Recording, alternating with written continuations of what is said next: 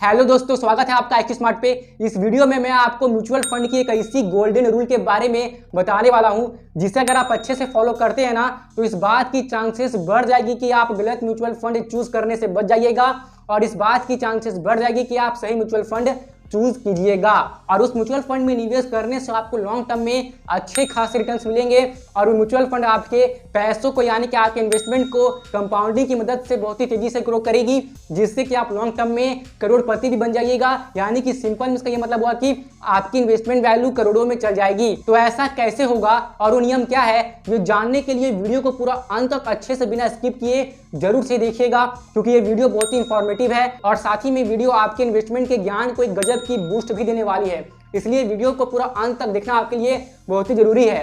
Video थोड़ी लंबी है क्योंकि मैंने डिटेल में चीज़ों को समझाया है और आपको डिटेल में ही चीज़ों को समझना है, जिससे कि आपसे इन्वेस्टमेंट करने में गलती ना हो और आप लंबे समय पे इन्वेस्टमेंट की जर्नी में अच्छा खासा फायदा उठा सके। तो चलिए फिर इस शुभ कार्य में देरी क्यों, आइए शुरू करते हैं।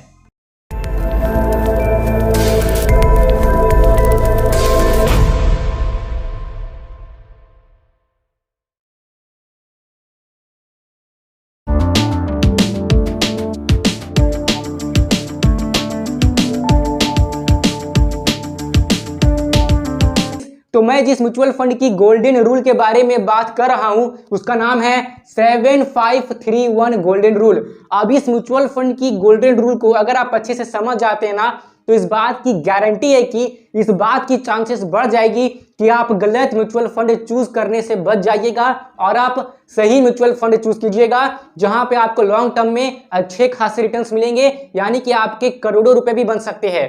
ऐसा कैसे होगा मैं आपको बताऊंगा, बस आप बने रहिए और मैं जो आपको समझाने का प्रयास कर रहा हूं उसे बहुत ही ध्यान से समझने का प्रयास आप भी कीजिए। तो देखिए 7531 रूल, सबसे पहले हम ये समझते हैं कि ये 7 का मतलब क्या है। हर एक नंबर को अच्छे से समझना पड़ेगा तभी आप इस रूल को पूरा अच्छे से समझ पाएंगे, ठीक है। तो सबसे पहले समझते हैं 7 का मतलब क्या है। तो 7 का सिंपल में मतलब है 7 साल, यानी कि 7 इयर्स। इसका मतलब ये है कि किसी भी म्यूचुअल फंड में जो आपका मिनिमम इन्वेस्टमेंट टाइम है, फिर चाहे आपका कोई इंडेक्स फंड ही क्यों ना हो, तो मिनिमम इन्वेस्टमेंट टाइम 7 साल तक ही रहेगा। इस बात को आप ध्यान में रखिए। अगर आप किसी भी म्यूचुअल फंड में, फिर चाहे इंडेक्स फंड ही क्यों ना हो, अगर आप उसमें केवल 1 साल 2 साल 3 साल 4 साल या 5 साल के लिए भी निवेश कर रहे हैं ना, तो फिर आप म्यूचुअल फंड में निवेश मत ही कीजिए, क्योंकि म्यूचुअल फंड में निवेश 4-5 साल के लिए नहीं होता है, ये लॉन्ग टर्म के लिए होता है। क्योंकि म्यूचुअल फंड में वेल्थ यानी कि धन लंबे समय में ही बनता है, छोटे समय में नहीं बनता है। इसलिए इस नियम का पहला नंबर यही कहता है कि आपको कम से कम 7 सालों के लिए तो म्यूचुअल फंड में इन्वेस्टेड रहना ही है, क्योंकि जो रिटर्न्स होते हैं ना म्यूचुअल फंड के, असली रिटर्न्स आपको 7 सालों के बाद ही देखने को मिलते हैं। शुरुआत में क्या होगा कि आपको थोड़े बहुत रिटर्न्स मिलेंगे या कम रिटर्न्स मिलेंगे, आप डिमोटिवेट भी हो सकते हैं। तो म्यूचुअल फंड में जो असली रिटर्न्स जो देखने को मिलता है, जो असली धन का बनना शुरू होता है, वो कम से कम 7 साल के बाद ही बनना शुरू होता है। इसलिए 7 साल से पहले तो किसी भी म्यूचुअल फंड की इन्वेस्टमेंट से बाहर निकलने के बारे में तो सोचिएगा भी मत। यहाँ पे मिनिमम इन्वेस्टमेंट पीरियड 7 साल रखना ही रखना है और आपको इससे ज्यादा भी जाना है। इस नियम का मतलब ये है, मतलब सिंपल में समझिए कि आपको 7 साल से पहले म्यूचुअल फंड के इन्वेस्टमेंट से बाहर नहीं निकलना है। फिर से बोल रहा हूं, इस नियम का इस पहला नंबर का मतलब यही है कि आपको 7 साल से पहले किसी भी म्यूचुअल फंड के इन्वेस्टमेंट से, फिर वो चाहे आपने उसमें SIP की हो, लमसम की हो, या फिर आप इंडेक्स फंड में ही निवेश क्यों ना करे हो, आपको 7 साल से पहले इन्वेस्टमेंट से बाहर नहीं निकलना है और इससे अधिक समय तक रुकना है। तब जाके आपके धन बनेंगे, आपको अच्छे खासे रिटर्न्स मिलेंगे, यानी कि आपकी जो मतलब जो कंपाउंडिंग का बेनिफिट है आपको ठीक ठाक अच्छे से मिल पाएगा, ठीक है। अब इस नंबर का जो सेकंड नंबर है 5, इसका मतलब को भी ध्यान से समझिए। 5 का मतलब है 5 क्वालिटी आपको देखना है किसी भी म्यूचुअल फंड में निवेश करने से पहले। सबसे पहली क्वालिटी आपको देखनी है, मतलब उसकी क्वालिटी, ठीक है ना। फिर है आपका वैल्यू, फिर आपका ग्रोथ, फिर आपका होल्डिंग, फिर आपका एक्सपेंस रेशियो। अब ये पांचों चीज को मैं आपको ध्यान से समझा रहा हूं, ध्यान से समझिए। क्वालिटी का मतलब ये होता है कि वो म्यूचुअल फंड कितनी पुरानी है। म्यूचुअल फंड अगर 10 साल से ज्यादा पुरानी है तो ये काफी अच्छी बात है। मतलब कहने का मतलब ये है कि जब भी कोई म्यूचुअल फंड नई शुरू होती है ना, तो ये कहना मुश्किल होता है कि म्यूचुअल फंड फ्यूचर में अच्छे से रिटर्न्स डिलीवर कर पाएगी कि नहीं। मतलब वो आपके पैसों को कंपाउंडिंग की पावर की मदद से अच्छे से बढ़ा पाएगी कि नहीं बढ़ा पाएगी। तो नए म्यूचुअल फंड में ये सब थोड़ा आशंका होता है। लेकिन अगर कोई म्यूचुअल फंड थोड़ी पुरानी हो जाती है ना, तो उनके पास्ट के रिकॉर्ड्स को देखकर ये अंदाजा लग जाता है कि आने वाले सालों में ये म्यूचुअल फंड कंपाउंडिंग की पावर से आपके इन्वेस्ट किए हुए पैसों को बढ़ा सकती है, आपके लिए अच्छे खासे धन जमा कर सकती है, ठीक है ना। तो अगर कोई म्यूचुअल फंड जैसे कि 5 साल 6 साल 7 साल 8 साल 10 साल से ज्यादा पुराना है तो और भी अच्छा है, तो आप उनकी क्वालिटी को देखिए कि जितने सालों से म्यूचुअल फंड मार्केट में है तो इस म्यूचुअल फंड ने कैसा परफॉर्म किया है, यानी कि सेंसेक्स के कंपैरिजन में, निफ्टी के कंपैरिजन में और भी कई तरह के स्टॉक्स के कंपैरिजन में उस म्यूचुअल फंड ने कैसा परफॉर्म किया है और उस म्यूचुअल फंड ने अपने इन्वेस्टर्स को पर ईयर कितना % का सीजीआर रिटर्न डिलीवर किया है। तो ये सब अच्छे से चेक कीजिए और ये सब अच्छे से आप तभी चेक कर सकते हैं जब आपको ये पता हो, मतलब जब आप ये देखें कि म्यूचुअल फंड कम से कम 5-6 साल तो पुराना है ही। तो ये चीज देख कर ही आप उस म्यूचुअल फंड में निवेश करने के बारे में सोचें, ठीक है ना। फिर आपको देखनी है वैल्यू, यानी कि उस म्यूचुअल फंड की वैल्यू कितनी है, यानी कि इसका सिंपल सा मतलब यह है कि उस म्यूचुअल फंड की एसेट अंडर मैनेजमेंट कितनी है। आप ये देखिए उस म्यूचुअल फंड के पास कितना पैसा जमा हो रखा है, मतलब कि यहाँ पे समझने वाली बात यह है कि उस म्यूचुअल फंड में इन्वेस्टर्स का कितना पैसा जमा है। अगर ये बहुत ज्यादा है इसका मतलब ये है कि इन्वेस्टर्स को उस म्यूचुअल फंड पे भरोसा है कि वो म्यूचुअल फंड अपने निवेशकों के पैसों को बढ़ाएगी कंपाउंडिंग की मदद से, ठीक है ना। तो अगर ये 1000 करोड़ से ज्यादा होता है तो इस बात का अनुमान लग जाता है कि उस म्यूचुअल फंड में काफी लोगों ने अच्छे खासे अमाउंट को निवेश किया है। और अगर ये और ज्यादा होता है जैसे कि 5000 करोड़ 10,000 करोड़ या तो कई म्यूचुअल फंड में लाखों करोड़ों रुपए भी इन्वेस्टेड रहते हैं, यानी कि उनकी एसेट अंडर मैनेजमेंट ज्यादा होती है। हाँ, अब किसी म्यूचुअल फंड में एसेट अंडर मैनेजमेंट बहुत ही कम होती है, जैसे कि 50 करोड़ 100 करोड़ या 300-400 करोड़, तो ऐसे म्यूचुअल फंड में थोड़ा रिस्की होता है निवेश करना क्योंकि बहुत ही कम अमाउंट निवेश किए गए हैं। इसका मतलब ये कि इन्वेस्टर्स को म्यूचुअल फंड में भरोसा कम है कि वो फ्यूचर में अच्छे से ग्रोथ दे सकती है, ठीक है ना। इसलिए वैल्यू देखना भी जरूरी है, यानी कि एसेट अंडर मैनेजमेंट आप देख लीजिएगा कि उस म्यूचुअल फंड की कितनी है।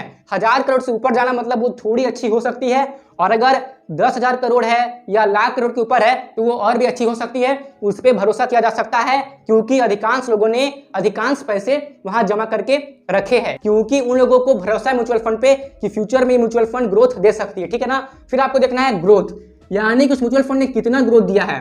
आपने क्वालिटी देख ली कि म्यूचुअल फंड मिनिमम 5 से 6 साल तो पुराना होना चाहिए, और अगर 10 साल से ज्यादा पुराना है तो अच्छी बात है। तो आपने ये देख लिया है, आपने एसेट अंडर मैनेजमेंट यानी कि कितनी रुपए जमा करी हुई है उस म्यूचुअल फंड में, आपने ये देख लिया है। उसके बाद आपको ग्रोथ देखनी है कि पिछले 4-5 सालों में 10 सालों में उस म्यूचुअल फंड ने कितना रिटर्न्स यानी कि पर ईयर की कितनी सीएजीआर डिलीवर की है। अगर ये सीएजीआर 12% से ऊपर है तो ठीक ठाक आप बोल सकते हैं कि म्यूचुअल फंड ठीक ठाक है।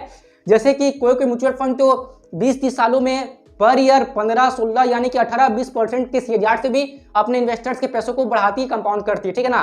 तो अगर 5-6 साल की 10 साल की सीएजीआर पर ईयर की अगर 18% है 20% है या 15% है तो बहुत बहुत बहुत अच्छा है म्यूचुअल फंड, यानी कि वो अच्छी ग्रोथ दे रही है। वो अपने इन्वेस्टर्स के पैसों को कंपाउंडिंग की मदद से बहुत तेजी से ग्रो कर रही है। और अगर 12% तक भी है तो भी आप ठीक ठाक मान सकते हो, उससे नीचे मुझे थोड़ी गड़बड़ लगती है, यानी कि 10-11% की रिटर्न मतलब कि बहुत ही स्लो कंपाउंडिंग होगी। कंपाउंडिंग तो होगी लेकिन बहुत ही स्लो होगी। तो आप 12% के ऊपर ही देखिएगा या 12% भी ठीक ठाक है, ठीक है ना। अब आगे देखते हैं, आगे है होल्डिंग। अब ये देखना तो बहुत जरूरी है कि उस म्यूचुअल फंड ने किस किस कंपनी में आपके पैसों को निवेश किया है। म्यूचुअल फंड क्या करती है कि वो अपने इन्वेस्टर्स के पैसों को अच्छी कंपनी में निवेश करती है। जब उस कंपनी से उन्हें अच्छे रिटर्न्स मिलते हैं तो वही रिटर्न्स को म्यूचुअल फंड अपने इन्वेस्टर्स को डिलीवर कर देती है।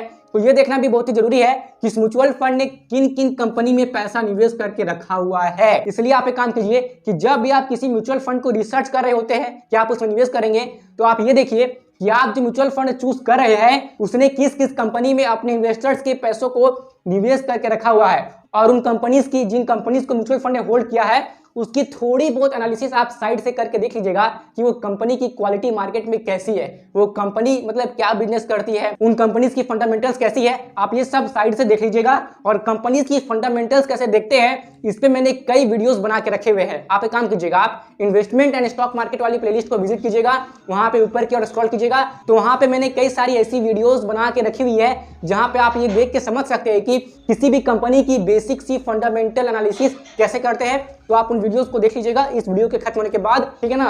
तो आपको होल्डिंग चेक करना है कि म्यूचुअल फंड ने किस किस कंपनी को होल्ड करके रखा हुआ है, और उस कंपनी की साइड से आपको बेसिक सी थोड़ी सी फंडामेंटल एनालिसिस कर लेनी है, ठीक है ना। फिर जो आपको देखना है वो है आपका एक्सपेंस रेशियो, यानी कि वो कितना चार्ज ले रही है इन्वेस्टर से उनके फंड को मैनेज करने के लिए, ठीक है ना। सिंपल में एक्सपेंस रेशियो का मतलब यही होता है कि म्यूचुअल फंड अपने इन्वेस्टर से कितना परसेंट अमाउंट चार्ज करती है उनके फंड को अच्छे से मैनेज करने के लिए, और यही एक्सपेंस रेशियो से ही म्यूचुअल फंड हाउस का खर्चा भी चलता है। तो अगर ये एक्सपेंस रेशियो 1% से कम है तब तो ठीक है, और अगर म्यूचुअल फंड की एक्सपेंस रेशियो 1% से ज्यादा होती है तो लॉन्ग टर्म में इसका एक असर आपके इन्वेस्टमेंट अमाउंट पे देखने को मिल जाएगा। अभी कैसे मिलेगा, शायद मैंने इस पे वीडियो बनाया होगा, आप अच्छा से स्क्रॉल कीजिएगा ना इन्वेस्टमेंट एंड स्टॉक मार्केट वाली प्लेलिस्ट, तो आपको ऐसी वीडियोस मिल सकती है जहां पे मैंने एक्सपेंस रेशियो के बारे में डिटेल में समझाया है कि कैसे अगर एक्सपेंस रेशियो 1% से ज्यादा होती है तो लॉन्ग टर्म में आपके इन्वेस्टमेंट अमाउंट पे बहुत ही बड़ा असर डाल सकती है।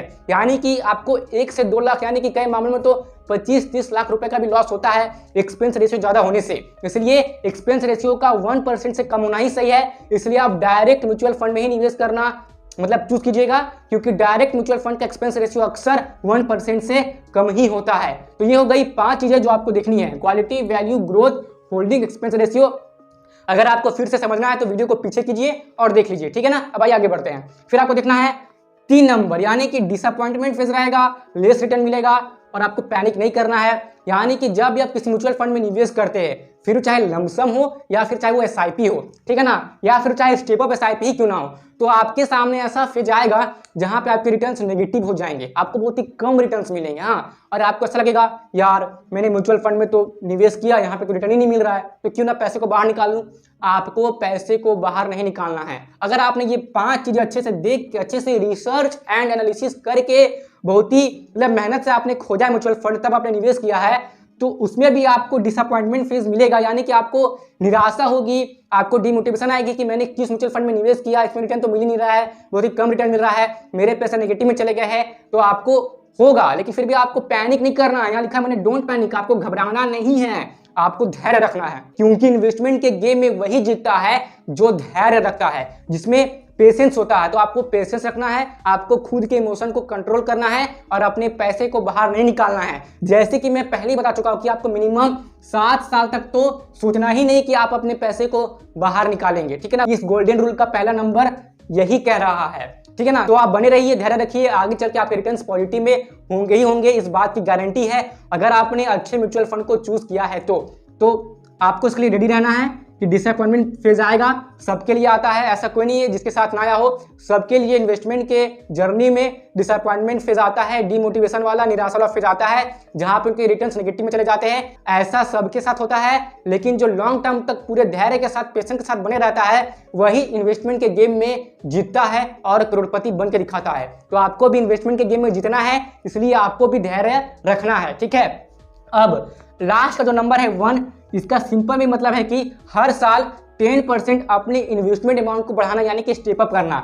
यहाँ पे सिंपल से आपको स्टेप अप एसआईपी करने की बात कही जा रही है। अगर आप स्टेप अप एसआईपी के बारे में डिटेल में समझना चाहते हैं तो इस वाले वीडियो को, इस वीडियो के खत्म होने के बाद जरूर से ही देख लीजिएगा, ठीक है ना। या फिर आप यूट्यूब पे सर्च भी कर सकते हैं, step up SIP by IQ smart, आपको वीडियो मिल जाएगी, आप देख लीजिएगा। वहां पे मैंने स्टेप अप एसआईपी को बहुत ही डिटेल में समझाया, ठीक है ना। अब यहाँ पे भी मैं आपको शॉर्ट में समझा देता हूँ। तो स्टेप अप एसआईपी का सिंपल में ये मतलब हुआ कि अपने इन्वेस्टमेंट अमाउंट को, यानी कि जो आप एसआईपी अमाउंट इन्वेस्टमेंट करते हैं उससे हर साल एक फिक्स % के रेट से बढ़ाना, यानी कि अपनी एसआईपी अमाउंट को हर साल एक फिक्स % के रेट से बढ़ाना ही स्टेप अप कहलाता है, ठीक है। तो आपको हर साल 10% के रेट से स्टेप अप करना है, यानी कि आपको स्टेप अप एसआईपी करना है। अगर आप ऐसा करते हैं ना, तो अगर आप अभी 5,000 रुपए की एसआईपी शुरू करते हैं, 5,000 रुपए की स्टेप अप एसआईपी, यानी कि आप हर साल यानी कि 10% के रेट से अपने एसआईपी अमाउंट को बढ़ाने वाले हैं। तो आप अगर आप 5,000 की स्टेप अप एसआईपी शुरू करते हैं, जहां पे आपको हर साल 15% का सीएजीआर ग्रोथ मिलेगा, तो 25 साल के बाद 59 लाख रुपीस की टोटल इन्वेस्टमेंट पर, यानी कि 5,000 रुपए की स्टेप अप एसआईपी करते करते 25 साल के बाद आपने इतने निवेश, यानी कि इतने टोटल निवेश आपके हो चुके हैं, 59 लाख रुपीस आपके निवेश हो चुके हैं। तो 25 साल के बाद जो आपकी टोटल इन्वेस्टमेंट वैल्यू बनेगी वो बनेगी 3 करोड़ रुपए। और 3 करोड़ रुपए कोई छोटी मोटी रकम नहीं है, बहुत बड़ी रकम है बहुत लोगों के लिए, ठीक है ना। तो यहाँ पे आप देख सकते हैं कि आप इस नियम को फॉलो करते हैं 7531, तो आप लंबे समय में यानी कि 25 साल के अंदर आप आराम से 3 करोड़ के मालिक बन सकते हैं। तो इस नियम को फॉलो करें। इस नियम को फॉलो करने से क्या होगा, 7531 golden rule of mutual fund, इस नियम को फॉलो करने से क्या होगा कि आप गलत म्यूचुअल फंड चूज करने से बच जाएंगे और आप सही म्यूचुअल फंड चूज करेंगे, इस बात की चांसेस ज्यादा रहेगी और लॉन्ग टर्म में आप फाइनेंशियली सिक्योर हो जाएंगे, ठीक है ना। आप करोड़पति बन जाएंगे। तो अगर आपको कुछ भी डाउट है तो आप बेफिक्र होकर कमेंट बॉक्स में पूछ सकते हैं, वहां पे मैं आपको रिप्लाई करने की पूरी कोशिश करूंगा। और आपको ये वीडियो कैसा लगा, अपना ओपिनियन भी आप मुझे कमेंट बॉक्स में शेयर कर दीजिएगा।